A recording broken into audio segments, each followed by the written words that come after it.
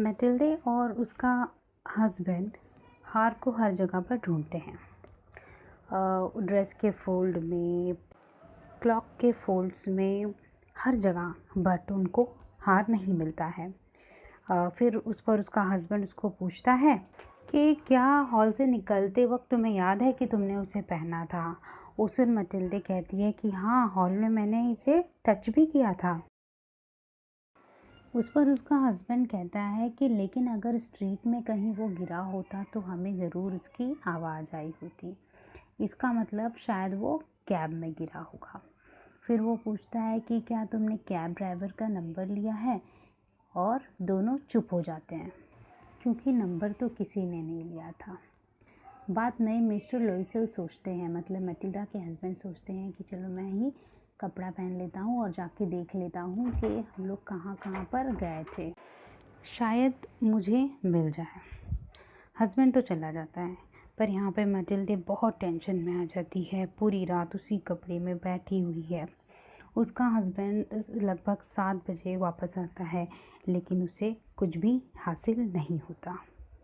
बाद में mister लॉइसेल police station भी जाता है, न्यूज़पेपर में इश्तिहार भी देता है, कैब कंपनियों से भी कांटेक्ट करता है। हर जगह पे जहाँ उसे थोड़ी भी होप नज़र आ रही थी, वो हर जगह पे कोशिश कर रहा था कि हार उसे मिल जाएगा।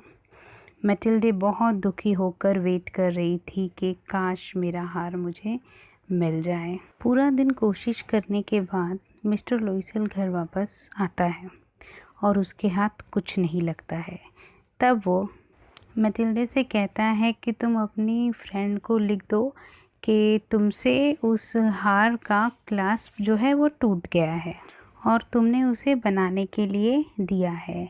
इस तरह से हमें कुछ मोहलत और मिल जाएगी हार को ढूंढने के लिए। मैटिल्डे ने बिल्कुल वैसा ही लिख दिया जैसा कि उसके हस्बैंड ने उसे बताया था। लगभग 1 सप्ताह तक पूरी मशक्क़त करते हुए लुइसेल को अब लगा कि अब वो हार नहीं मिलेगा, और फिर उसने मैटिल्डे से कहा कि हमें दूसरा हार ले लेना चाहिए और उसे वैसा ही हार वापस कर देना चाहिए। और अब दोनों ज्वेलरी शॉप में घूम घूम कर चेक करने लगे कि उस जैसा हार उन्हें मिलेगा कि नहीं। बहुत ढूंढने के बाद उन्हें एक शॉप पेलाइज रॉयल में उस जैसा ही एक हार मिल गया, पर यह हार बहुत महंगा था। इसकी कीमत 40,000 फ्रैंक्स थी। जो ज्वेलरी शॉप वाला उसे 36,000 में देने को तैयार था, पर यह अमाउंट बहुत ज़्यादा था उनके लिए। उन्होंने ज्वेलर से रिक्वेस्ट किया कि अगले 3 दिन तक आप इसे बेचें नहीं, और यह भी अरेंजमेंट किया कि अगर फरवरी के एंड तक उन्हें अपना हार मिल जाता है तो ज्वेलर उनसे यह हार वापस खरीद लेगा 34,000 फ्रैंक्स में। लुइसेल के पास 18,000 फ्रैंक्स थे जो लुइसेल के पिताजी ने उसके लिए रखा था, और बचे हुए पैसे उसे बोरो करने थे, और उसने बोरो भी किया। हर तरह के पेपर वर्क किए और हर टाइप के मनी लेंडर से वो मिला ताकि उसे वो पैसे जल्दी से जल्दी मिल जाएं। और फाइनली मिस्टर लुइसेल 36,000 फ्रैंक्स में वो हार खरीद लेता है। जब मैडम लुइसेल मतलब मैटिल्डा वो हार मैडम फॉरेस्टियर को वापस करती है तो मैडम फॉरेस्टियर थोड़ा रूडनेस से बोलती है कि तुम्हें ये हार थोड़ा जल्दी लौटाना चाहिए था, क्योंकि मुझे भी इसकी ज़रूरत पड़ सकती थी। और वो इनडायरेक्टली उसे कह देती है कि तुमने मुझे ये हार बहुत ही लेट वापस किया है। और उस दिन के बाद से मैडम मैटिल्डे ने गरीबों की ज़िंदगी जीना शुरू कर दिया। उसने अपने मेड को निकाल दिया और वो एक छोटे से घर में शिफ्ट हो गई। घर के सारे काम अब वो खुद ही करती थी और बहुत ही दुख भरी ज़िंदगी वो जीने लगी। घर के छोटे बड़े सारे काम मैटिल्डा अब करना सीख गई थी। घर की सफाई करना, किचन में काम करना, कचरा फेंकना, पानी भरना, सारे के सारे काम वो खुद करने लगी। वो अब बहुत ही कॉमन कपड़े भी पहनने लगी। पैसे कम खर्च हो इसलिए वो मार्केट में बार्गेन करने लगी। हर चीज़ में अपने आप को बहुत दयनीय महसूस करने लगी। हर महीने कुछ पैसे वापस करती और मैटिल्डे का हस्बैंड भी अब डबल ड्यूटी करने लगा था। वह शाम को मैन्युस्क्रिप्ट लिखता था जिसके लिए उसे कुछ पैसे मिलते थे और इस तरह से मेहनत करते करते उन लोगों ने 10 साल में सारा लोन वापस कर दिया और इंटरेस्ट भी वापस कर दिया।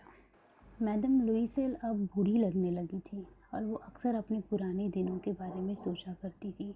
वो सोचती थी कि काश मेरा नेकलेस नहीं गुमा होता और लाइफ कितनी स्ट्रेंज है, हम क्या सोचते हैं और लाइफ में क्या हो जाता है।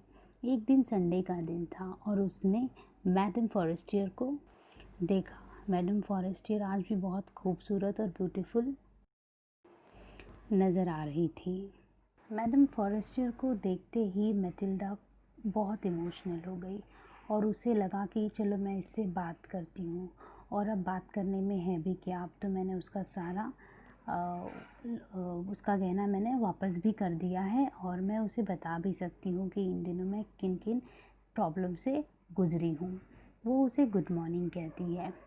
इस पर मैडम फॉरेस्टियर पूछती है कि मैं तो आपको नहीं जानती, शायद आपसे कोई गलती हो रही होगी। ऐसा इसलिए हुआ क्योंकि मैडम मैटिल्डे अब पहले जैसी नहीं दिखती थी। वह बूढ़ी दिखने लगी थी, उसके चेहरों पर झुर्रियाँ आ चुकी थी। फिर मैडम मैटिल्डे बताती है कि मैं मैटिल्डे हूँ। उसकी फ्रेंड बहुत सरप्राइज़ हो जाती है और कहती है कि ओह मैटिल्डे, तुम तो बहुत ज़्यादा चेंज हो गई हो। इस पर मैटिल्डे बताती है कि मैं बहुत बुरे टाइम से गुज़र रही हूँ और ये सारी मेरा बुरा वक्त जो आया है ये सब तुम्हारी वजह से आया है। इस पर मिसेस फॉरेस्टियर कहती है मेरी वजह से? वो कैसे, मुझे ज़रा ये बताओ तो। इस पर मैटिल्डे बोलती है कि तुम्हें याद है तुमने मुझे एक डायमंड नेकलेस दिया था मिनिस्ट्री पार्टी में पहनने के लिए। मिसेस फॉरेस्टर बोलती है कि हाँ हाँ मुझे याद है। और फिर मैटिल्डे कहती है कि मैंने उसे घुमा दिया था। फिर फॉरेस्टर बोलती है कि नहीं तुमने तो मुझे वापस किया था। तब मैटिल्डा उसे बताती है कि नहीं, हमने तो तुम्हें एक नया खरीद कर दिया था और उसके पैसे भरने के लिए हमें पूरे 10 साल लगे, लेकिन फाइनली हमने उसके सारे पैसे इंटरेस्ट के साथ भर दिया। इस पर मैडम फॉरेस्टियर कहती है कि क्या तुमने मुझे डायमंड नेकलेस वापस किया है? तब मैटिल्डा कहती है बिल्कुल, क्या तुमने नोटिस नहीं किया, वो एकदम तुम्हारे अपने नेकलेस की तरह ही है जिसे हमने ज्वेलरी शॉप से ख़रीदा है ताकि हम तुम्हारा वापस। इतना कहकर मैडम मैटिल्डे प्राउडली मुस्कुराती है। इस पर मैडम फॉरेस्टियर बहुत ज़्यादा सरप्राइज़ होकर कहती है कि क्या तुमने मुझे डायमंड का नेकलेस वापस किया? पर मैंने जो तुम्हें दिया था वो तो इमिटेशन ज्वेलरी थी और उसका कॉस्ट 500 फ्रैंक्स था।